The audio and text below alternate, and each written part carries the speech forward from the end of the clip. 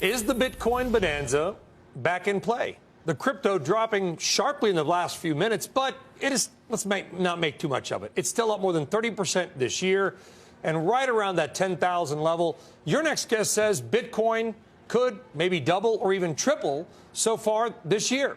Let's bring in Mark Yusko of Morgan Creek Capital Management. He joins us from Raleigh, North Carolina, the RDU. Mark, it's good to have you on the program. Thanks very much.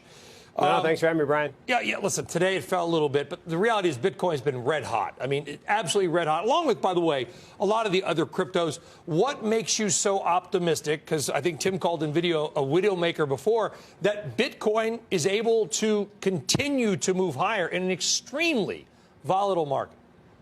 Yeah, look, I think the best thing about the Bitcoin market today is the fundamentals. The fundamentals continue to increase and improve. Adoption is growing. The number of wallets is up. The number of transactions is up. All the fundamentals really continue to get stronger. And we've also got the halving event that's coming up in May. And one of the things that does is that compresses supply. There won't be as many rewards every 10 minutes, every block. And so that'll put some decrease pressure on the sales from the miners, and prices usually adjust around those events. So we see a lot of upward momentum through the mid-half of this year, and into the second half, you'll probably get to see a lot of the chasing that we saw back in 17, just like we're seeing the chasing in the stock market today. Any idea why it's down 5% right now? I couldn't tell you what happens minute by minute or even day to day. I just look at it over long periods of time. Like the last time I was on with the traders here, it was 8,000, and they said, "What should I do?" I said, "Buy it." And then a year ago, I was on with Melissa, and it was around 3,200, 3,300, and she said, "Oh, isn't it going to continue to go down?" I said, "No, you should buy it." So if it's down 5% today, you should buy it now, buy it tomorrow, buy it every day. Stack your sats. Build that portfolio, and then deposit some at one of our portfolio companies. I think was on with you guys a while ago, BlockFi, and get paid 8% interest on that Bitcoin. It's a good thing. Mark, real quick, it's Guy, and thanks for coming on. Rates going lower across the globe, is that a bullish for Bitcoin or crypto in general? Is there any correlation whatsoever in your studies? Oh, massively bullish. And look, Guy, I quoted you. I'm going to keep quoting you about in the world of rogue central bankers, Bitcoin is king. Look, interest rates around the world are all going to zero. All of them.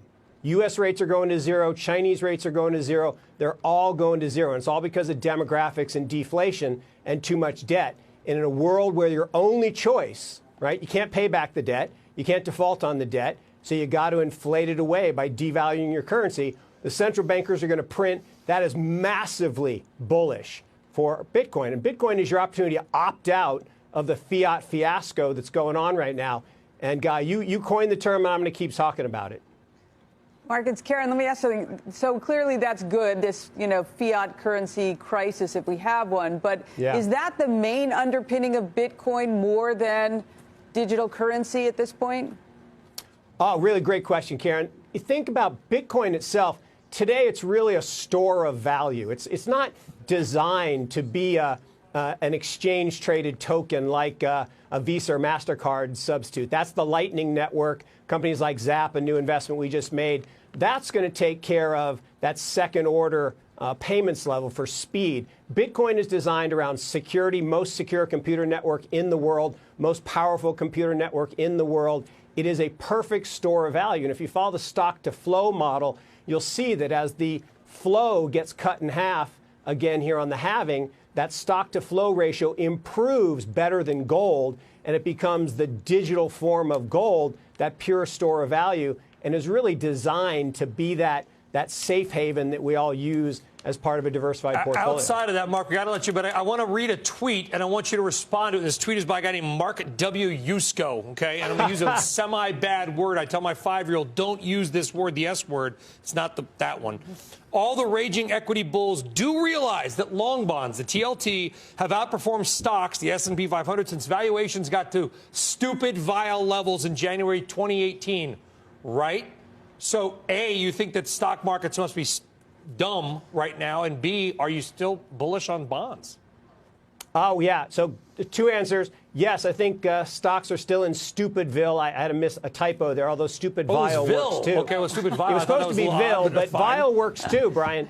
And they're so vile, just like in 2000. I think the future is going to be pretty ugly for stocks and bonds, because we think rates are going to continue to go lower. TLT is another great hedge, along with something like DWSH to get fully hedged. If you had a portfolio of Bitcoin, TLT, DWSH, and a little bit of emerging market stocks like China A shares, you're going to be all good.